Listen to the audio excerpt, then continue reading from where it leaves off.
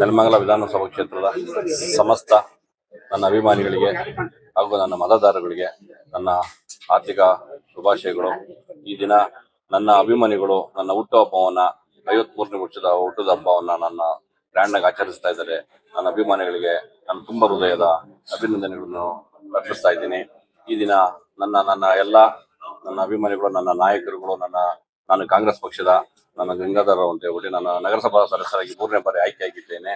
ನನ್ನ ನಾಯಕರುಗಳಾದ ನನ್ನ ಮಾನ್ಯ ಮುಖ್ಯಮಂತ್ರಿಗಳು ಸಿದ್ದರಾಮಯ್ಯನವರು, ಮಾಜಿ ಮುಖ್ಯಮಂತ್ರಿಗಳು ಸಿದ್ದರಾಮಯ್ಯನವರು, ಡಿ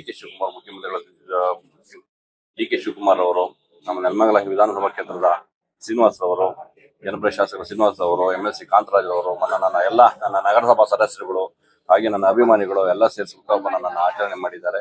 ನಾನು ಅವರಿಗೆ ಅಭಿನಂದನೆಗಳನ್ನು ಅರ್ಪಿಸ್ತಾ ಇದ್ದೀನಿ.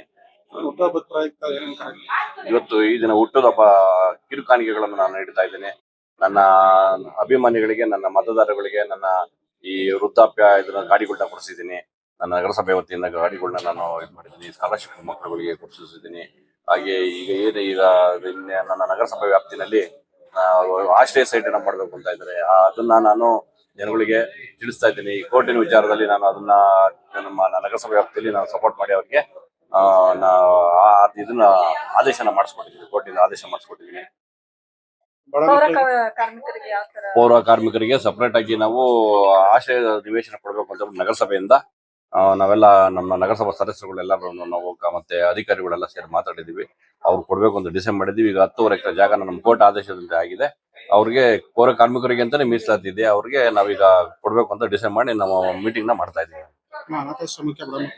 ಹೌದು, ಬಡ ಮಕ್ಕಳಿಗೆ ನಮ್ಮ ಸ್ಕೂಲ್ ಶಾಲೆ ಇದೆ. ಆಮೇಲೆ ತಾವರೆಕೆರೆ ಹತ್ರ ಒಂದು ಅನಾಥಾಶ್ರಮ ಇದೆ. ಅನಾಥಾಶ್ರಮಗಳಿಗೆ ಬಡ ಮಕ್ಕಳಿಗೆ ಪುಸ್ತಕ ಮತ್ತೆ ಓದೋಂಥ ಮಕ್ಕಳುಗಳಿಗೆ ಪುಸ್ತಕ ಕೊಡ್ತಾ ಇದ್ದೀನಿ. ಸ್ಕಾಲರ್ಶಿಪ್ ಕೊಡ್ತಾ ಇದ್ದೀನಿ. ಆಮೇಲೆ ಫೀಸ್ಗಳು ಕಟ್ತಾ ಇದ್ದೀನಿ ನನ್ನ ಮಕ್ಕಳುಗಳಿಗೆ. ಅನಾಥಾಶ್ರಮದಲ್ಲಿ ನಾನು ಇವತ್ತು ಅನ್ನದಾಸೋಹ ಮಾಡೋದಕ್ಕೆ ಏರ್ಪಾಡು ಮಾಡಿದ್ದೀನಿ. ಸ್ನೇಹಿತರು ಮತ್ತೆ ಕುಟುಂಬದವರು ಎಲ್ಲರೂ ಶುಭ ಹಾರೈಸ್ತಾರೆ. ನನ್ನ ಸಮಸ್ತ ಅಭಿಮಾನಿಗಳು, ಕುಟುಂಬದವರಿಗೆ, ನನ್ನ ಮತದಾರಗಳಿಗೆ ಹಾಗೂ ನನ್ನ ನಾಯಕರಿಗೆ ನಾನು ಅಭಿನಂದನೆಗಳನ್ನು ನಾನು ಸೂಚಿಸ್ತಾ ಇದ್ದೀನಿ.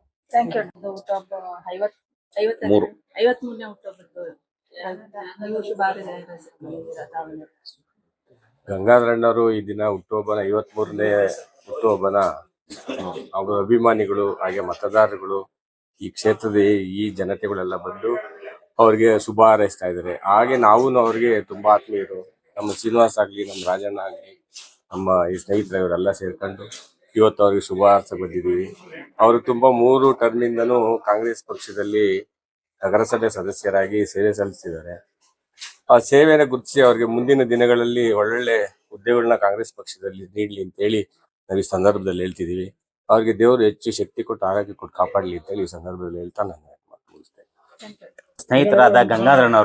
ನಮ್ಮ ಸ್ನೇಹಿತರಾದ ಗಂಗಾಧರನವರು ಹುಟ್ಟುಹಬ್ಬದನ್ನ ಎಲ್ಲಾ ಆಚರಣೆ ಮಾಡ್ತಿರೋದ್ರಿಂದ ನಾವು ಸಹ ಹಾರೈಸಕ್ಕೆ ಬಂದಿದ್ದೀವಿ. ಅವರು ತುಂಬಾ ಒಳ್ಳೆ ಕೆಲಸವನ್ನು ಸಮಾಜ ಕಳಕಳಿಯಿಂದ ಒಳ್ಳೆ ಸೇವೆಗಳು ಮಾಡ್ಕೊಂಡ್ ಬರ್ತಿದ್ದಾರೆ. ಬಡ ಮಕ್ಕಳುಗಳಿಗೆ ಸ್ಕಾಲರ್ಶಿಪ್ ಆಗಲಿ, ಲ್ಯಾಪ್ಟಾಪ್ಗಳಾಗಲಿ, ಅದ್ರ ಒಂದು ಖಾತೆ ವಿಷಯಗಳಲ್ಲಿ ಅವ್ರಿಗೆ ಗೊತ್ತಿರೋ ಒಂದು ಗೈಡ್ಲೈನ್ಸ್ ಆಗಲಿ ಎಲ್ಲ ಕೊಟ್ಕೊಂಡು, ಪೌರ ಕಾರ್ಮಿಕರಾಗಲಿ, ಇನ್ನೊಬ್ರು ಬಡವ್ರ ಬಗ್ಲಿಗೆ ಏನು ಬೇಕೋ ನಗರಸಭೆಯಿಂದ ಏನು ಸಿಗುತ್ತೋ ಅದೆಲ್ಲ ಸಿಗ್ತದೆ ಮಾಡ್ಕೊಡ್ತಾ ಇದ್ದಾರೆ. ಹಾಗಾಗಿ ಅವ್ರಿಗೆ ಸೋಲಿದ ಸರ್ದಾರ ಅನ್ನೋ ಒಂದು ಹೆಸರು ಸಹ ಇದೆ. ಹಂಗೆ ಮುಂದೇನು ಇನ್ನ ಉನ್ನತ ಸ್ಥಾನಕ್ಕೆ ಹೋಗಿ ಒಳ್ಳೆ ಕೆಲಸಗಳನ್ನ ಬಡ ಬಗ್ಲಿ ಮಾಡಿ ಅಂತ ನಾವು ಹಾರೈಸ್ತೀವಿ. Thank you.